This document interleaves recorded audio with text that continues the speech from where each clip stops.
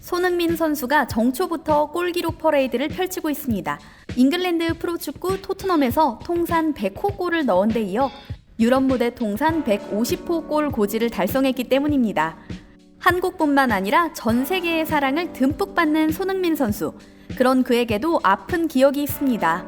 바로 잉글랜드 축구협회 8강전 미럴과의 경기에서 영국 훌리건의 대명사나 다름없는 미럴 팬들에게 들은 조롱과 욕설 때문입니다. 이날 경기는 6대0으로 토트넘의 대승리. 경기 내내 뛰어난 활약을 보인 손흥민 선수를 향해 미럴 팬들이 DVD 3개에 5파운드라는 가사의 응원가를 부릅니다. 아시아인들이 불법 복제 DVD를 노상에서 판매한다는 고정관념에 빗대 한국인인 손흥민을 비꼰 그야말로 악의가 가득한 인종차별 발언이었는데요. 손흥민 선수는 이에 아랑곳하지 않고 3골과 하나의 어시스트를 기록하며 팀을 승리로 이끕니다. 경기 후 인종차별에 엄격히 대응하는 잉글랜드 축구협회가 해당 건에 대해 조사를 시작했다고 BBC에서 보도하기도 했죠. 미럴은 영국 축구 역사상 처음으로 인종차별 행위로 축구협회의 징계를 받은 클럽입니다. 2004년 리버풀전에서 상대 수비수 지미 트라오레를 향해 흑인 비하 행위를 한 것을 시작으로 12년 전 울버햄턴 소속이던 설기현 선수를 향해 인종차별적 야유의 노래를 부른 적도 있습니다. 2018년 러시아 월드컵 당시 극단주의 성향의 러시아 훌리건 때문에 외국인 혐오 경계령이 내려진 아찔한 순간도 있었습니다. 특히 러시아판 페이스북으로 불리는 북콘탁테와 같은 SNS에는 러시아 축구 팬들 중 일부가 나치를 추종하는 문구와 문양이 새겨진 응원 도구 사용을 독려하는 등 인종차별 발언이 무성했다고 합니다. 흑인 선수들을 향해서 원숭이 울음소리를 내는 건 예사였다고 하죠. BBC 다큐멘터리는 유로 2016 마르세유에서 발생한 훌리건 폭력 사건에 대해 보도했는데요. 갱단과 다름없는 수준의 러시아 훌리건들이 얼마나 조직적으로 행동하는지를 다뤘습니다. 2,000명의 아마추어를 상대한 200명의 전문가의 리더, 자신을 그렇게 자칭하는 복면을 쓴 남자는 MMA 전문가이자 러시아 오르올 지역의 살인자들이라는 이름의 집단 소속으로 영국 축구 팬들을 폭행한 사실을 시인합니다. 30명 이상이 다치고 4명이 중태였던 러시아와 영국의 축구 경기에서 자신이 영국 팬의 머리를 발로 찼으며 본인이 폭행한 사람이 혼수 상태에 빠진 2명 중 1명일 것이라 말하기도 했죠. 이처럼 훌리건들의 탄생 국가가 영국이었다면 요즘은 동유럽과 러시아를 중심으로 극우 단체의 지원을 받아 빠르게 확산되고 있는 새로운 형태의 훌리거니즘이 형성되고 있습니다. 그렇다면 아시아는 어떨까요? 동아시아에서 훌리건으로 가장 유명한 축구팀은 바로 일본의 우라와 레즈팀입니다. 우라와는 J리그에서 최고의 관중을 몰고 다니는 인기 구단으로 매년 관람 관중만 70만여 명이고 홈 경기 평균 관중이 4만 명이 넘습니다. K리그 최고 인기 구단인 수원 삼성의 관중이 36만여 명인 것에 비하면 2배 이상인 셈인데요.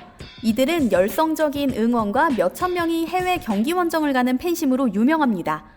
그러나 그들이 우리나라에서 유명해진 이유는 따로 있습니다. 바로 다른 팀 선수들을 향해 인종차별과 매너 없는 응원 방식, 한일전에서 전범기를 사용하는 파렴치함 때문입니다. 2014년 우라와의 상대팀 공격수였던 제일교포 3세 이충성을 겨냥해 응원석 출입구에 일장기와 함께 영어로 일본인 외 사절이라는 문구가 적힌 현수막을 내걸어 무관중 경기 징계를 받은 사건이 있었죠. 그 밖에도 2015년 간바 오사카 패트릭 선수를 향해 흑인은 죽으라고 SNS 메시지를 보낸 사건은 유명합니다. 또한 포항 원정을 온 우라와 팬들이 경기 중 포항 스틸러스의 수문장 신화용 골키퍼에게 침을 뱉기도 했죠.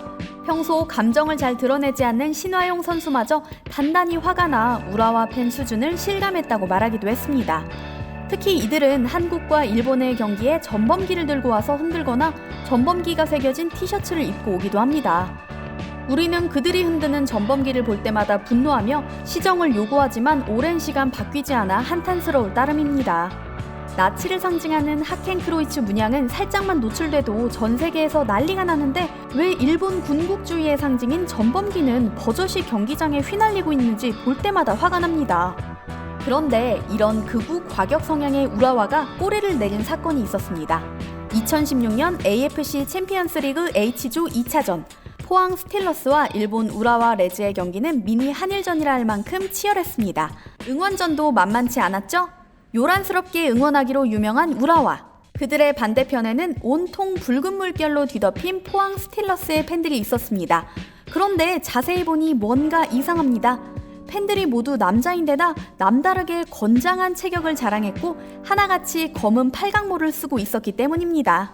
도대체 이들은 누구일까요? 경기가 시작되자마자 빨간 유니폼에 팔각모를 쓴 그들은 우렁찬 함성이 경기장을 뒤덮습니다. 유니폼을 자세히 들여다보니 오른쪽에 어딘가 익숙한 문양이 보입니다. 네, 그들은 바로 귀신도 때려잡는다는 대한민국 해병대입니다.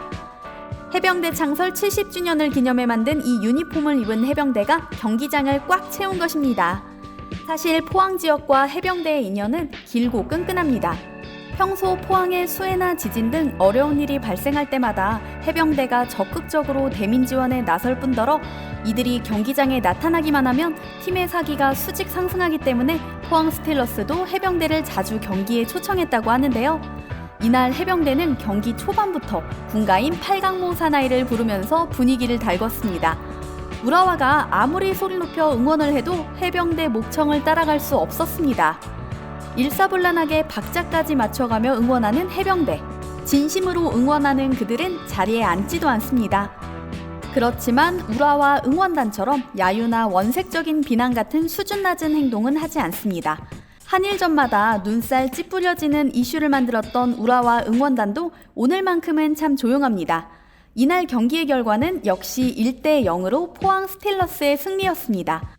경기가 끝난 뒤 해병대 1037기로 현역 복무한 포항 수비수 김원일 선수가 해병대 장병들에게 달려갑니다. 진로를 고민하던 김원일 선수는 우연히 본 포항의 경기에 매료되어 해병대 제대 후 포항 스틸러스에 입단했다고 합니다. 그가 목청 높여 군가를 함께 부르는 모습에 한 번 해병대는 영원한 해병대라는 말이 저절로 떠오릅니다.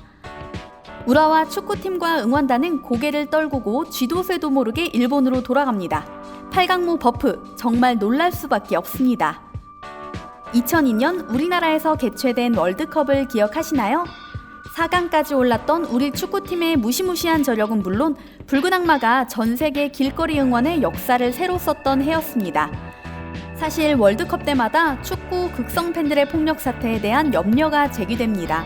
국제축구연맹과 한국조직위원회도 개최 전부터 이 문제에 대해 걱정했는데요. 혜성처럼 등장한 붉은 악마는 노래와 율동, 카드 섹션으로 경기장 질서를 선도했습니다.